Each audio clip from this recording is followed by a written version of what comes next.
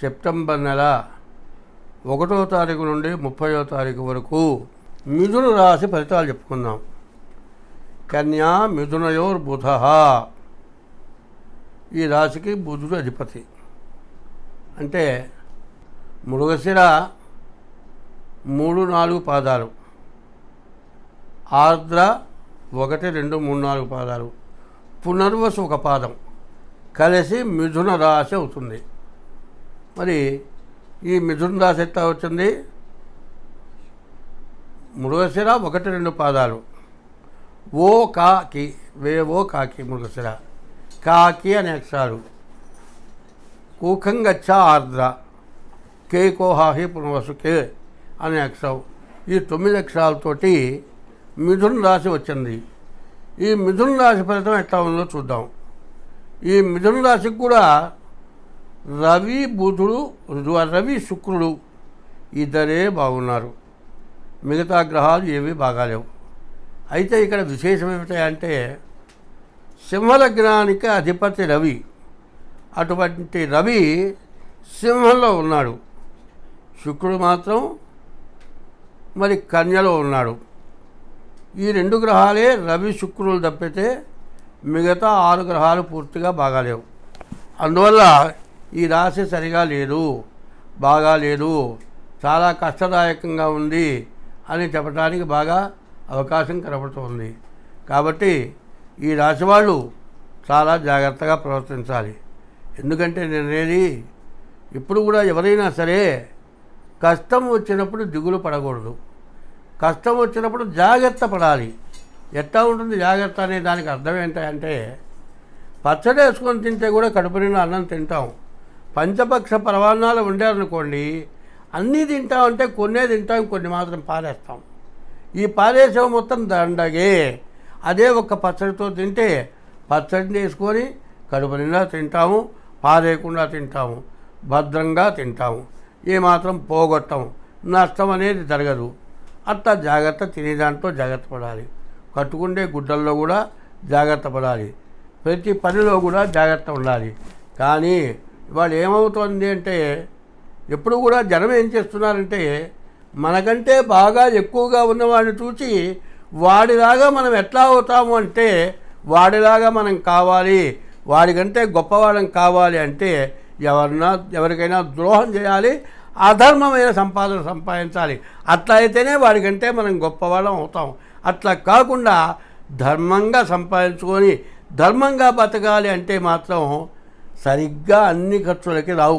ఓ దానికి వస్తే ఓ దానికి రావు.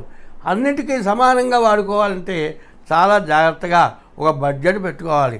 ఇంట్లో ఖర్చులకింత, గుడ్డలకింత, పిల్లల చదువుకింత, మరి తర్వాత ఏదైనా వ్యాధులు వస్తే వాటికింత, ఇట్లా రకరకాలైన బడ్జెట్లు వేసుకొని ఒక దాంట్లో ఎక్కువైనా ఓ దాంట్లో తక్కువ మిగిలినా జాగ్రత్తగా ఒక లెక్క ప్రకారం బతికితే మధ్యతరగతి వాడు సరిగ్గా బతకగలుగుతాడు.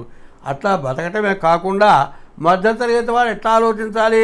మనకంటే తక్కువవాడు, మనకంటే కష్టపడేవాడిని చూసి మనం బాగున్నామని సంతోషించాలి. అట్లా సంతోషిస్తే మనం ఎప్పుడు బాగుంటాం. కిందవాడిని చూసి సంతోషపడి మనం తింటూ ఒకరికి అంత పెడదామనుకుంటే మనం ఎప్పుడూ బాగుంటాం. మనకంటే గొప్పవాడిని చూసి వాడిలాగా ఎట్లా బాగుపడదామంటే ఎవరో కొంపలు ముంచాలి, కొంపలు ముంచి పైకి రావాలి, పాపం చేయాలి. పాపం వల్ల మనం నష్టపడతాం, మన పిల్లలు నష్టపడతారు. కాబట్టి ఎప్పుడు కూడా నేను చాలా పూజలు చేస్తున్నానండి, చాలామంది జాతకాలు చెబుతున్నారండి, అన్ని జాతకాలు చెప్పినా నాకేం జరగట్లేదు. ఇప్పుడు మీరు 2 గ్రహాలే బాగున్నాయి, 9 గ్రహాల్లో 7 గ్రహాలు బాగాలేవు, ఏమీ బాగాలేదని మీరు చెబుతున్నారు కదా, నేనేం చేయాలని మీరు ఆలోచించద్దు.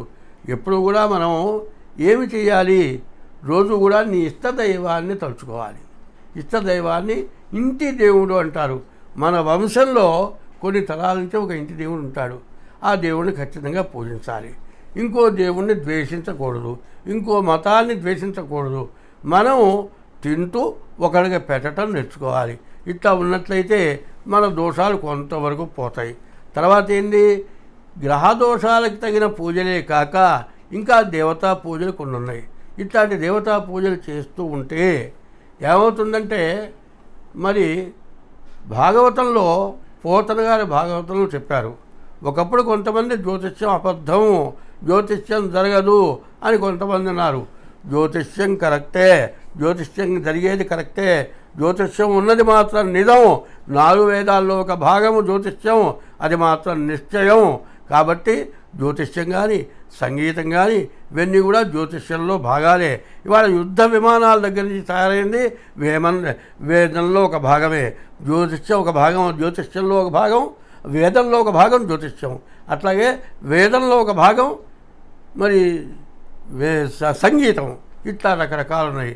జ్యోతిష్యం మాత్రం కరెక్టే, కానీ దాన్ని అవలంబించడం సరిగ్గా అవలంబించక జ్యోతిష్యం చెప్పింది చేసింది కాక ఏమవుతుంది, మనం కానీ మన తల్లిదండ్రులు కానీ మన పిల్లలు కానీ చేసిన పాపం వల్ల మనం చాలా కష్టాలు పడుతూ ఉంటాం. అందువల్ల మనం ఏమవుతాం, నష్టపడతాము. అందువల్ల మనం ఏం చేయాలి, జ్యోతిష్యం అంటే గ్రహాల యొక్క పూజలు చేయాలి, నీ ఇష్టదైవాన్ని పూజించాలి. మరి మతాలు చాలా ఉన్నాయి, ఎవరి మతానికి సంబంధించిన దేవుణ్ణి వాడు పూజించండి, కానీ ఇతర మతాన్ని మాత్రం ద్వేషించొద్దు, ఇతర మతాన్ని దూషించొద్దు. నీ దేవుడు తక్కువ, నా దేవుడు ఎక్కువ అనేటువంటి మాటలు మనం మాట్లాడకూడదు. అట్లా కాకుండా ఇవి చెప్పినటువంటి గ్రహాల యొక్క దోషాలు పోవటానికి ఆ తగినటువంటి పూజలు చేసుకోండి. ఇంకా మీకు కావాలంటే మీ జాతక చిత్రాలు వేయించుకోండి, జ్యోతిష్యం చూపించుకోండి.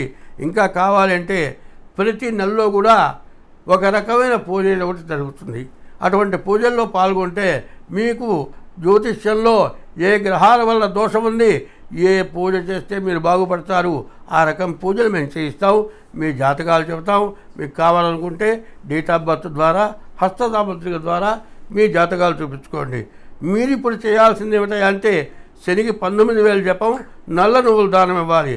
రాహుకి 18,000 జపం, మినువులు దానం ఇవ్వాలి. గురువుకి 16,000 జపం, శనగలు దానం ఇవ్వాలి. కుజుడికి 7,000 జపం, కందులు దానం ఇవ్వాలి. బుధుడికి 17,000 జపం, పెసలు దానం ఇవ్వాలి. మరి కేతుకి 7,000 జపం, ఉలవలు దానం ఇవ్వాలి. ఇవన్నీ కూడా తప్పనిసరిగా చేయాలి. ఇది చెప్పేది కరెక్ట్ అవునా కాదా అంటే మీరు పేరు బట్టి మాత్రం కాదు, మీ జన్మ నక్షత్రాన్ని బట్టి చెబుతున్నాం. మీ జన్మ నక్షత్రం ఇదైతే ఈ చెప్పింది కరెక్టే అవుతుంది. మీ జన్మ నక్షత్రం, మీ జన్మ లగ్నం ఏదో పూర్తిగా తెలుసుకోవాలి, మీ జాతకం చూపించుకోవాలి. అప్పుడు మీకు అన్ని విధాలా బాగుంటుంది. స్వస్తి.